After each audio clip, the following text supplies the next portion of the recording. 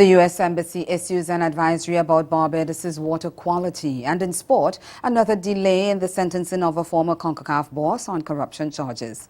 I'm Nicole Best, and this is the Caribbean in 10 for Friday, January 26.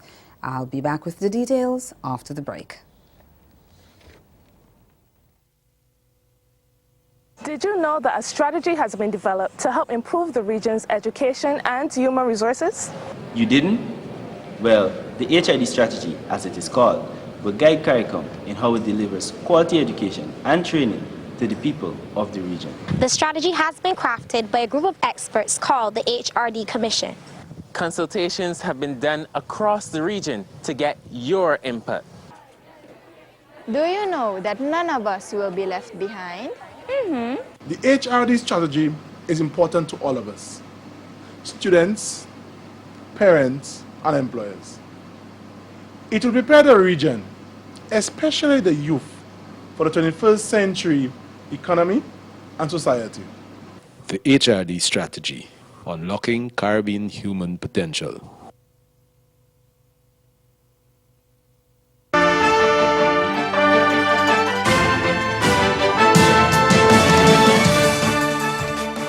Despite repeated assurances from the Ministry of Health in Barbados that drinking water on the south coast has not been affected by the ongoing sewage spill, the United States government has issued a health alert to its staff in the island, advising that the tap water is not safe for consumption. In a statement posted on the U.S. Embassy's website, the Americans said they recently conducted tests on the tap water at several U.S. Embassy residences and found elevated levels of bacteria. As a precautionary measure, the embassy has recommended to its staff that they boil their drinking water or use bottled water, and it said it would continue to monitor the situation and provide updates accordingly.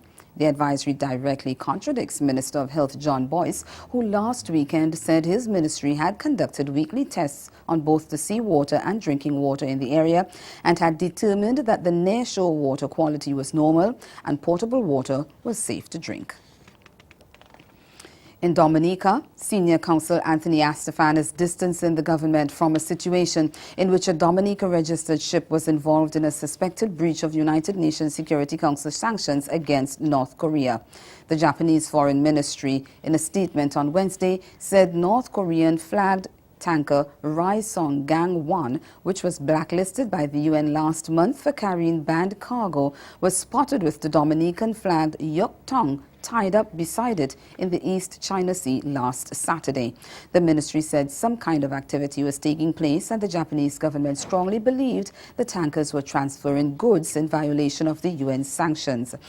But Astafan, who has been a stout defender of the Roosevelt-Skerrit administration, says it's not to blame. Instead, he says questions should be asked of the former government of Edison James, who in 1999 made a 30-year arrangement with an American company, Dominica Maritime Registry Incorporation. The government of Dominica, there's no ministry or department of Dominica that does that function, that has the authority to do that function, and there is no other person or company in the world that has the authority to issue Dominica's flags on boats that are registered with the company. That's the first issue that needs to be discussed. The Dominica Maritime Registry has so far not issued any statements on the matter. The Guyana government is considering the establishment of a national oil company. Minister of Natural Resources Raphael Trotman disclosed that as he also revealed that oil companies from Italy and other developed countries have signaled interest in doing business with Guyana. We get more in this report from Royden James of HGP Nightly News. Thursday, Minister of Natural Resources Raphael Trotman told a press briefing that the government is currently in discussion with those interested parties. That prompted the question regarding the government's intention to develop a national oil company to secure its place in the oil market. That is under active consideration. In fact, we've had some seminars last year run by Chatham House, the Royal Institute of International Affairs, Dr. Valerie Marcel. In conjunction with Ministry of Finance, the last one was held at, what's the name of the place? The Impeccable Banquet Hall. It's the only place that was available. But there is active consideration about how a national oil company could be positioned. Trotman says even as government is considering this move, there are mixed views from advisors. I can say as well that one of the advisors to government has also recommended that there should not be a national oil company. So sometimes you get advice coming at you. One says do, one says don't. At the end of the day, the Cabinet Subcommittee is going to make that determination. Stay with us. Your Midday Sport is next. I wonder when you were approached to take on the position as interim president, whether the politics was something that you were worried about, and what is your philosophy about handling things like that? The search process was very rigorous, and it's one that even if I was not the successful candidate, I would have been very proud of as a Howard alum.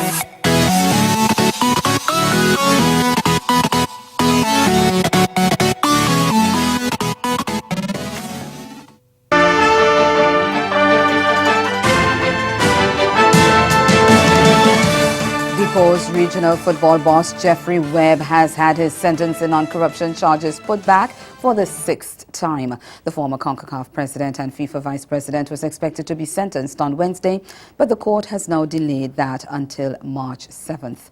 The latest delay comes over 2 years after Webb pleaded guilty to racketeering conspiracy, 3 counts of wire fraud conspiracy, and 3 counts of money laundering conspiracy. The former head of the Cayman Islands Football Association has already agreed to forfeit more than $6.7 million in cash and assets as part of an agreement with the court. He is reported to have recently sold his near $1 million Georgia mansion, with proceeds expected to have been turned over to the court as part of the agreement. Webb has assumed the role of CONCACAF. He assumed the role of CONCACAF president following the cash for votes scandal that shook Caribbean football and led to Jack Warner's resignation. He has been banned for life by FIFA, football's world governing body. And in cricket, West Indies have selected their 15-man squad for the crucial ICC World Cup qualifiers without a ball bowled in the regional Super 50, recalling all-rounder Carlos Brathwaite and Kemar Roach.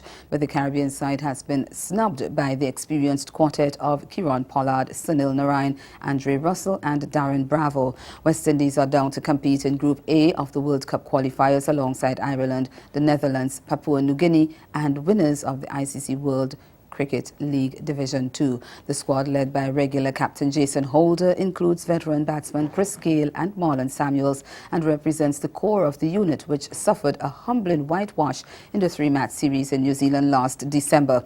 Left-arm pacer Sheldon Cottrell and batsman Shimron Hetmeyer, late additions to the squad for the New Zealand series, have been retained. But Ransford Beaton, Kyle Hope, Shannon Gabriel and Chadwick Walton have all been left out. That's Caribbean in 10. Join us at 6:30 for Caribbean Newsline. Have yourselves a good afternoon.